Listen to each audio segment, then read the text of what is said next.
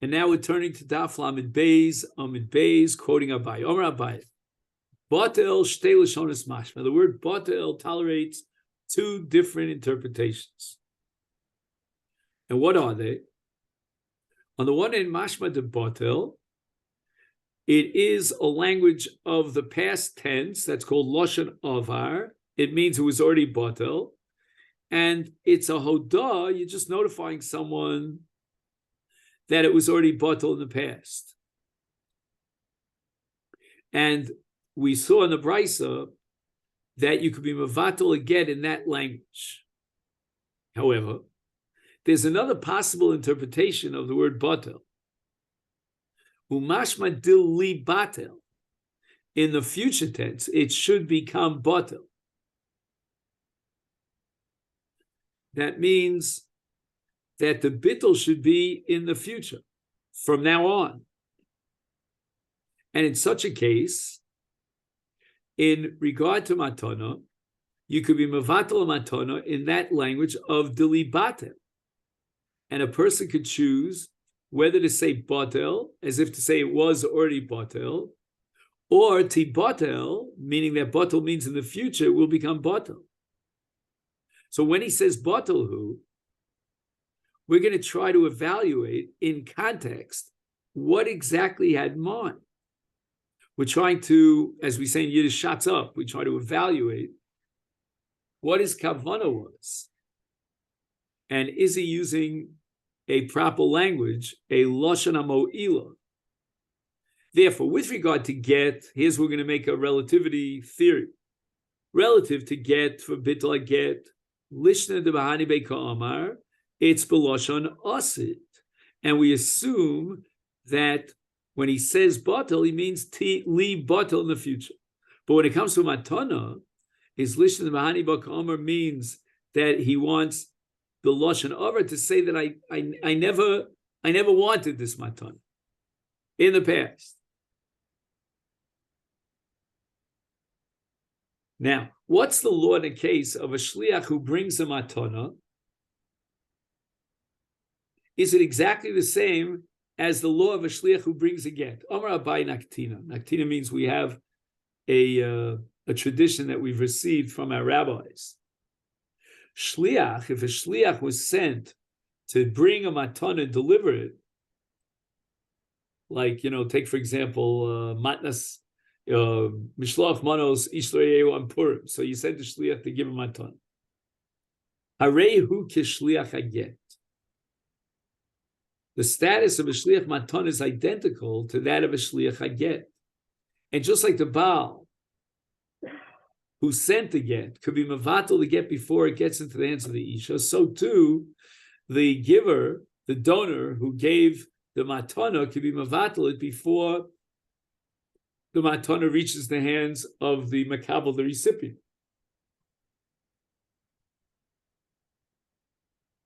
Nafkamina, that which we established, says Abai, that if you give a gift, you can be mevatel it before the recipient receives it.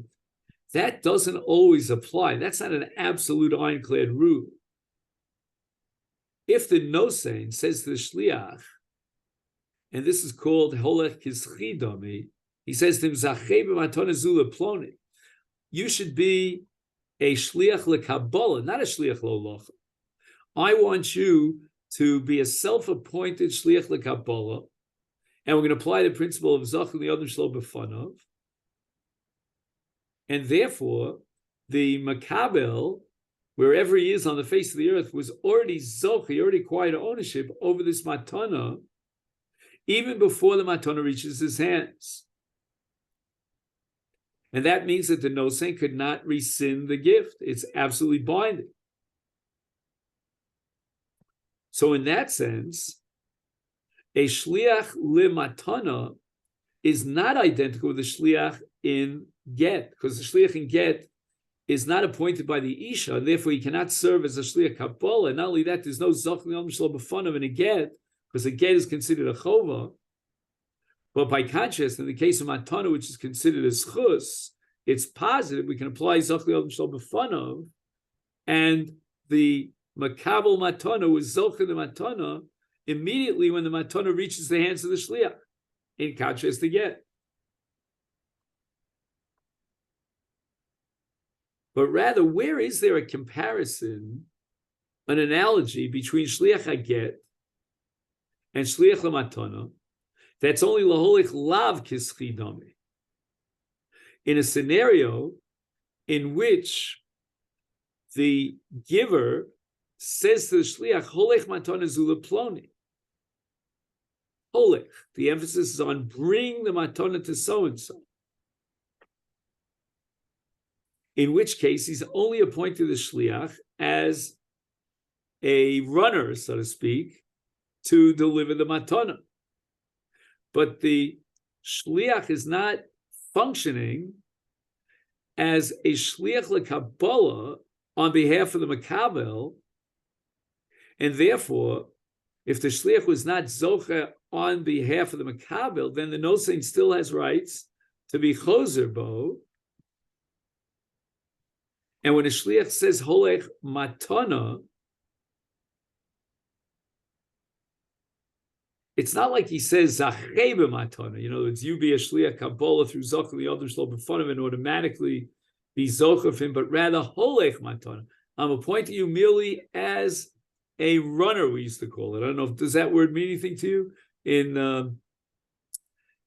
In what's called Wall Street, they have runners, that are paid to, they have the same word in Canada. Runners that just simply, like pigeon carriers, they bring it from one office to another. Well, now they have runners that bring lunch. You order a lunch and so forth. So people make good money out of that.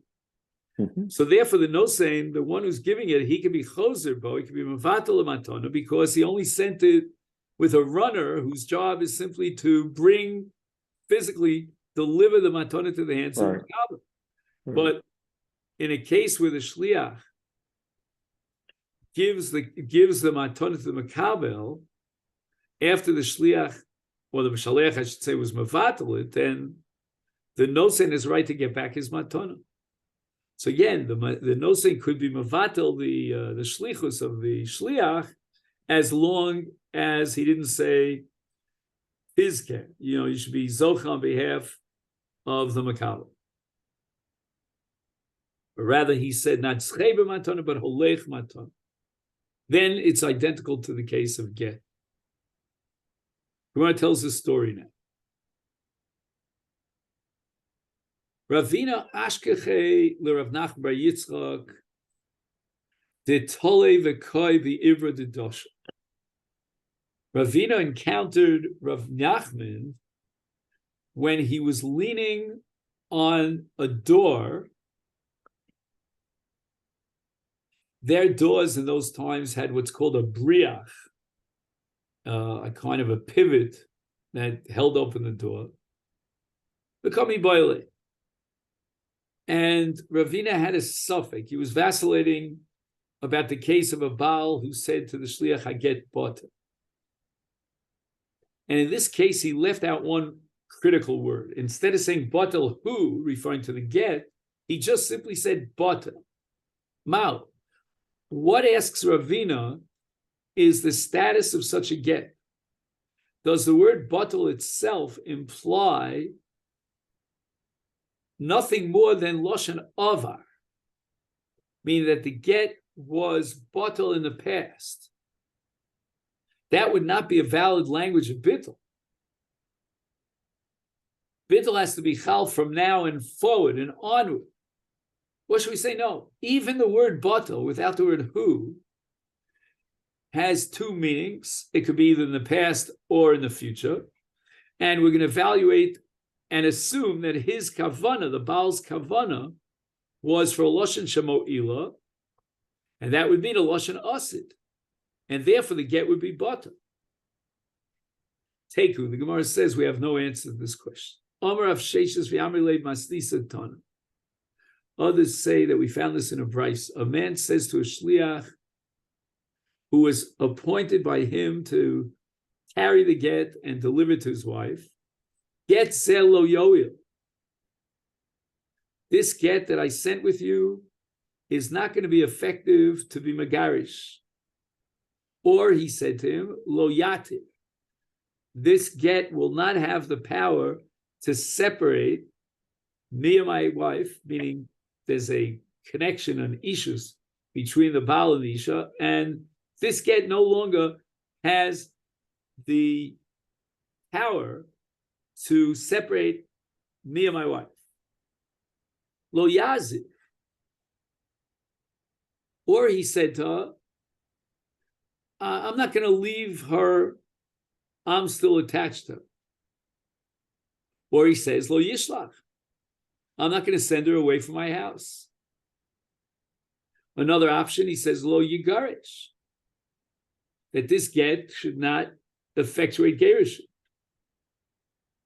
Or he says, Yei cheres. Let this get be considered like a piece of shard of pottery. Or he says, Yehei kecheres.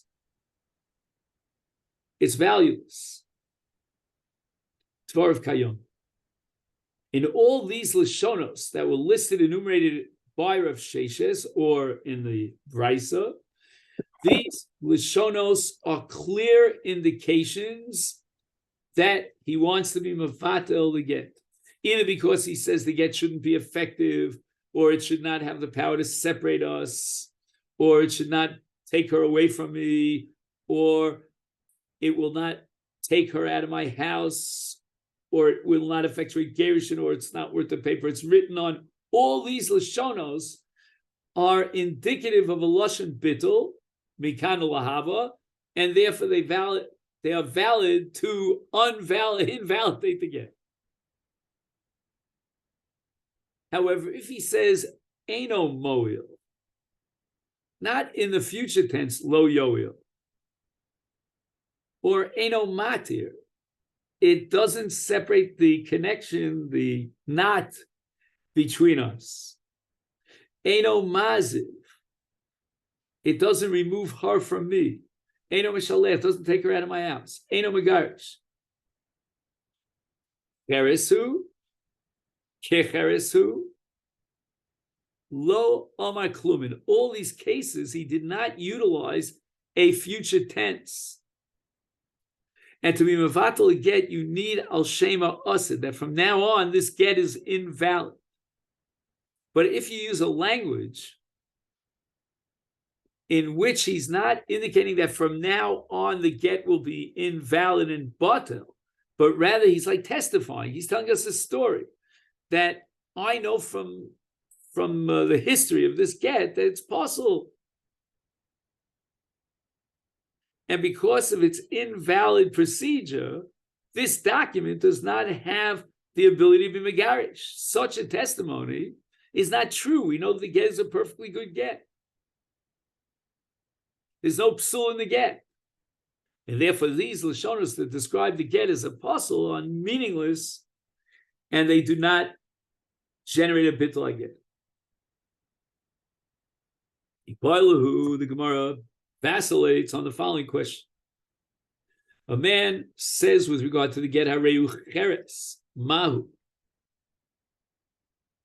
Now, this is an interesting suffix because in the very previous Gemara of Sheshes or the Masnisa, we came to the conclusion that if he says cheresu, that's not a valid lashon of bittul.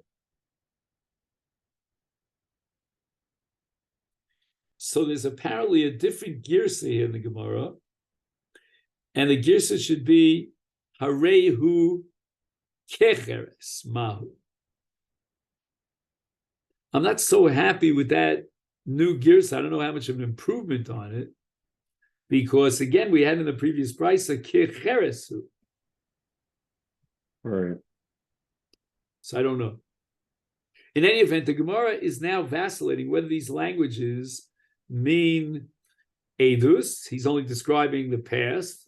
In other words, cheresu, that's what it always was. It's not a valid get.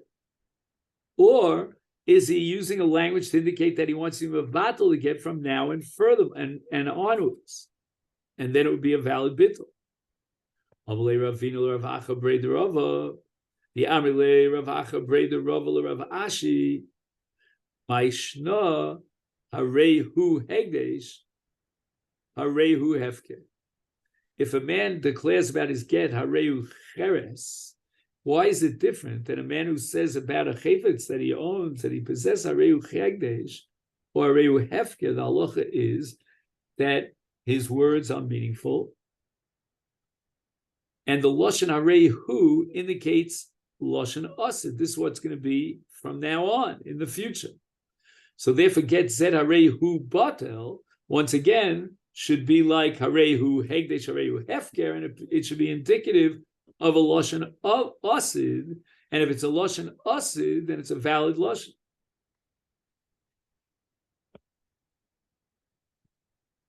Now the Gemara goes on to discuss a get that the Baal was mevatel, and whether or not he could reuse the get a second time. Choser megarish bo, eno choser megarish bo. What's the status of the get? Meaning, was he mevatel the get itself, and the get is now cheres, and he can't use it again? He's got to write a new get. Or do we say no? He was only mevatel, not the gufa get, but the shlichus. Okay, the shlichus is batel, but now he can change his mind and he can send the get. And the Gemara records a machlokas. Rav Nachman Omar choser megarish bo, Rav Sheish Omar eno choser megarish bo. Rav Nachman holds that he was only mevatel the shlichus, but to get itself begufo, he was not mevatel. Therefore, he could reuse it. Rav Sheish, on the other hand, says no, he was mevatel the gufa get. The get is now batel u'mevutal. He cannot use it again. Go back to the drawing board and draw up a new get. The Hilchas HaKavasi, the Rav Nachman, however, we paskin like Rav Nachman, the Gemara says that he's only being mevatel the shlichus, but not the get. Therefore, he can reuse this get. Eini, says the Gemara, is that really how we paskin about Kaimel and Hilchas HaKavasi, the Rav Yochanan, the Omar Choseres? And now the Gemara is offering a parallel between Gerushin and Kiddushin. A man gives kesef to a woman, and he declares his kadshi libimos elu liachar shloshim yom. So the Kiddushin is going to be chal 30 days down the line. Choseres, says Rabbi Yochanan, she can decide during that 30-day period that she doesn't want to be married to him. And as long as the chalos Kiddushin did not come about because we're still within that 30 days, she could say, I'm out of here. I'm not interested in the Kiddushin. And therefore, the Gemara says the following: if a woman has the ability to be mevatel the Kiddushay Kesef, so too the Baal should have the koach to be mevatel the get in such a way that he can no longer use that get to get his butter. So why do you paskin like Rav Nachman, allowing him to use the get, to reuse the get a second time? It would seem from Rabbi Yochanan that we ought to be paskin like Rav Sheshes, that this get is completely batel, it's null and void, and you can no longer use it as an instrument for Gerish. And the Gemara answers the following: Hochi Hashta. Hochi Hashta is usually an introduction to say that your comparison, your analogy is not valid.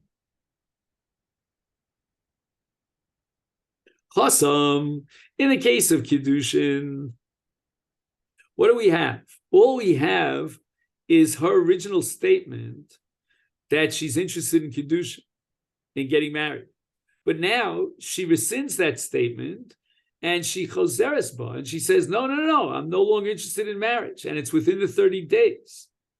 And that's dibur. And we have a principle called asi dibur vatal dibur, that one dibur could null and void another dibur.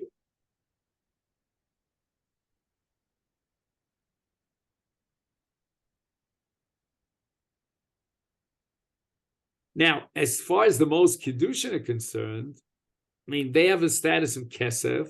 There was no bittul on the most Kiddushin. She was only mavata with the second dibur, her haskama, her agreement and consent to get marriage of the first dibur. So one dibur is mavata, the other dibur. But now if he takes back this money and he gives it to her and she accepts it as Kiddushin, it's certainly valid. But v'hacha, Nehi de batle l'shlichusa, the shliach, gita gufa miko mevatel. Even though when the Baal is mevatel, he nulls and voids the shlichus, but that has no impact on the get itself. And therefore, we understand Rabbi Yochanan very well that he can use this Kiddushin a second time, and the kesef can be reused, because her rescinding her consent to the marriage is osi dibra vatal dibra, has no impact on the kesef Kiddushin. But in the case of Shliach, we have to decide whether he's being mevatel the get or he's being mevatel the shlichus. And we're going to say the following, according to Rav Nachman, he's only being mevatel the shlichus, but he's not touching the get. He was never mevatel the get. And if he was never mevatel the get, then there's nothing to preventing him from reusing this get and giving it to her a second time. And now we get back to Birishona. Birishona Ose, he would be mavatal to get in front of a bezdin wherever he was on the face of the earth. Itmar, we have a machlokas now between Rav Nachman and Rav Sheshes. The Baal wants to be mavatal his get, and Birishona before the takana of Rav Gamliel Hazoken, b'fnei kama, how many dayonim does he need to be mavatal the get? Rav Nachman over b'fnei shnayim. Now, Shnayim is very interesting because the smallest minimum size bezdin in Dinim Aminos is 3. So apparently, Rav Nachman holds that Bittul Aget is not a psak bezdin. It's not the bezdin of being mevatel the get. It's only what we call Hodah Bialma. He's just notifying them about the Bittul Aget. And notifying means that he notifies 2 Eidim that can serve as testimony. Rav Sheshes Omer, no. B'fnei Shlosha, Bittul has to take place in front of 3. And the Gemara explains. Rav Sheshes Omer b'fnei Shlosha Bezdin Katani. The Mishnah says that in the original formulation, the law was that he came into a Bezdin, and in their presence, he was mevatel the get. And use of the term bezdin means 3 dayanim, nothing less than 3. Rav Nachman Omar b'fnei shnayim, they would be mevatel again in front of 2 lebei trei nami bezdin kori. And Rav Nachman says that even if you only sit down 2 people and you make a declaration in their presence, in this case that the get is batel, that's considered a bezdin. In fact, the Gemara in Sanhedrin establishes that if a bezdin was made up of 2 people and they went ahead and they paskined the issue, they came to a conclusion, it's valid. But they call the bezdin chatzuf. I mean, that's a chutzpah on their part to do that. Amar Rav Nachman immediately, from whence do I know that 2 dayanim are considered to comprise a bezdin? The Snan, with regard to the takon of pruzbul, right? When a Torah Shemitah comes and it's meshamed all the chovos, but in order to circumvent the Shemitah, the Rabbanan made a takana that if a person is a malva, meaning he demands money, there's money owed to him, there's a debt, an outstanding debt that's owed to him, then he can take his shtar, the document that testifies to the fact that so-and-so owes him money, and he brings it into Bezdin. And he basically gives them into Bezdin's hands, and he tells the Bezdin, you go collect the chov on my behalf. And in such a case, you circumvent the law. This is what's called harama. You circumvent the law of Shmitas Ksafim, because it's not you that's going to demand the payment, but rather Bezdin is going to demand the payment. And that's called a pruzbul. And by virtue of the pruzbul, he avoids a violation of the Isur Lav of Lo Yigos Esreyehu Ves Achiv Ki Kara Shmita Hashem. So Hillel Zaken, Hillel the first, made a takana that a man comes into Beis Din with his shtar chov, let's say a malva, and before Shemitah, he says to the Beis Din, Mosrani lifnechem, and now we turn to Daf Lamed Gimel, Ploni uploni adayonim shmaku ploni. I'm giving you any chov that I have rights to collect to you, and he mentions that by name. Now look, he says Ploni uploni dayonim. How many dayonim are there? Only two. Ploni uploni. So we see that with regard to Pruzbul, you could be Moser Shtar Pruzbul to two dayonim. And that's valid. They are called dayonim, and therefore they make up a Beis Din, even though there are only two of them. And therefore, Rav Nachman is of the opinion that if he's mevatel to get in front of, in the original, before the Takon of Rav Gamliel, if he was mevatel to get in the presence of two dayanim, that's sufficient, and the bittul is valid. Rav Sheshes disagrees. He requires three dayanim. And the Gemara explains, Atu Tana ki rochlo lichashav elezel. You know, he didn't think that the Tana had to say ploni, uploni, uploni. You know, it's enough to get the point across. You know, that it doesn't have to be like a rochel. You know, rochel is someone who, you know, gossips and goes around from house to house, you know, he doesn't have to go into long distance, intricate descriptions of how many dayanim there are. But for sure, he has to be Moser Pruzbul in the presence of three dayanim. And if the Tana was abridged in his language and he only wrote Prolni or Ploni, don't make a big deal about it. And that's going to force Rav Nachman to come up with another source to establish that even two dayanim make up a Beis Din. And that we'll see in a different sheet. Okay, then. So let me wish you. Okay, Shkoyach. Shkoyach. Thank you so much.